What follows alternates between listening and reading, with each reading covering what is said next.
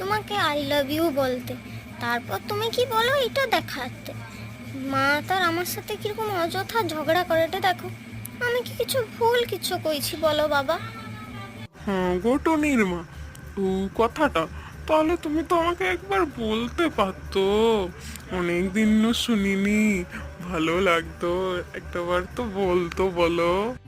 টুনির বাবা, তোমার মুখে কি একটুও লাজ লজ্জা নেই? তুমি এটি মেয়ের সামনে দাঁড়িয়ে করে আমাকে এসব কথা বলো না? তোমার মুখে কি একটুও শরম লাগেনি? হ্যাঁ গো টুনির মা, তোমার কি এটি বলতে শরম লাগছে? তাহলে ঘরকে চলো, ঘরের ভিতরে যে আমাকে একা একা কইব, শুধু আমার দুলোক রইব, তখন তো আর লজ্জা লাগবে নি, বলো। চলো না, আমাকে একটাবার বলবো, চলো না গো।